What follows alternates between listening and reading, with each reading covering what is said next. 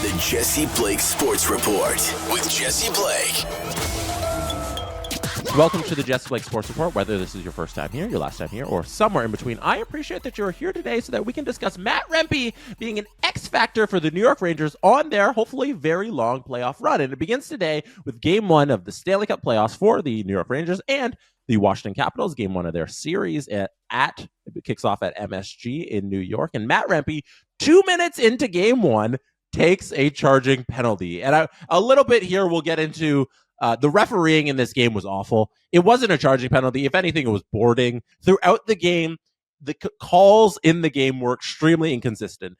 They wanted to call everything at the beginning, and then they wanted to call nothing midway through the game. And when you're an NHL player, all you ask for out of your refereeing is consistency. And on both sides, I'm going to concede the New York Rangers got away with a lot, but the Washington Capitals got away with a little as well. And on both sides, the refereeing for each team was absolutely dog poo-poo. So I didn't like the refereeing at all in this game, but I don't think that would have changed the outcome at all, depending on how it was called. We get this call 2 minutes into the game, and this is Matt Rempe's first career playoff game. You probably know this. Matt Rempe took off this season with the amount of fights he that took place as he entered the league. This giant human is just fighting every single fighter across the National Hockey League. And when it got to the playoffs, the theme of this is he going to screw this up?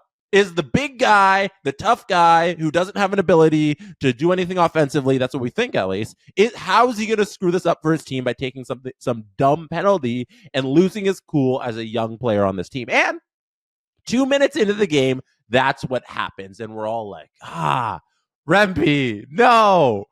The New York Rangers kill that penalty off, and how does he make up for it? He scores his first career playoff goal. And right there, Matt Rempe becomes something special. He becomes something of legends. The entire crowd at MSG is chanting his name, and it seemed like at any moment he was on the ice, at any stoppage of play, the Washington Capitals were a little rattled, and they wanted to rattle him, and he wouldn't concede to that. There's a moment near the end of the game where Dylan McElrath is trying to get Rempe to go. He's trying to get him under his skin. He's trying to get him to do something. And Rempe's just standing there smiling. He's a lot more mature than he's let on so far, in that he's not going to overreact to these moments. I want to make a comparison to John Tortorella, and I swear I'm going to land the plane on this and work it all the way back. So John Tortorella, one of his coaching strategies is to be a lightning rod for the team, is to be so extravagant out there with the media, so contentious that some of the distraction is taken off of his players and put onto him. They can focus on the on-ice stuff because all of the media attention, which is a big part of pro sports, is on to John Tortorella. And that's what similar vibes it's getting from me for Matt Rempe's on-ice play. The New York Rangers are able to play when the other three lines are on the ice. They're able to play a lot more freely because all of the attention right now that the Caps are placing, and it's only game 1, everything can change in the series. But right now, it seems like all of the attention during any stoppage of play, whenever Matt Rempe's on the ice, is on Rempe.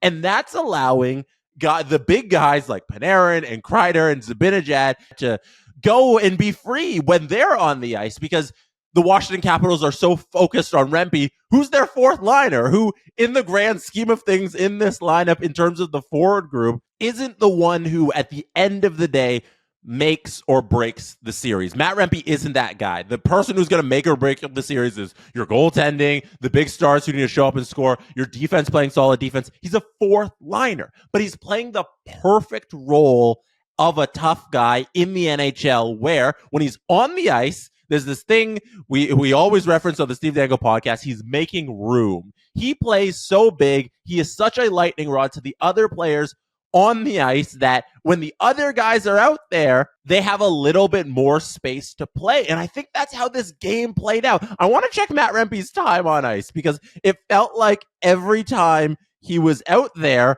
it was something special. And I don't imagine he played he played 8 minutes and 33 seconds. And it felt like he played 25 minutes.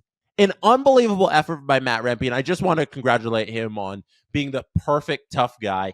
And if he's able to get under control the thing that he did 2 minutes in where he was careless with his own body. And because he's so big, he has to be protective of his own self in that you can't get into positions where you're boarding guys just because you're trying to lay a hit when there's a guy already next to the puck and you don't need to go in there and play that role there. Just be big, get into as many scrums as you can during your 8 minutes, maybe score a goal every now and again, and you're going to continue to be one of the biggest X factors in the New York Rangers playoff run. So that's it on Matt Rempe. Thank you for being here. You could be anywhere in the world. I'm supposed to be listening or watching this right now, and I appreciate you for that. I'm going to be live on YouTube, on the SDPN YouTube channel tonight at 8:30 p.m. Eastern if you're listening to this before then. So come check me out. And if you are listening to this after then, go check out the replay. That's it for me. Good night from Toronto. And that is how it's done. The Jesse Blake Sports Report with Jesse Blake. Jesse Blake, the guy that likes to hear his name twice in one sentence. Sure, I know him.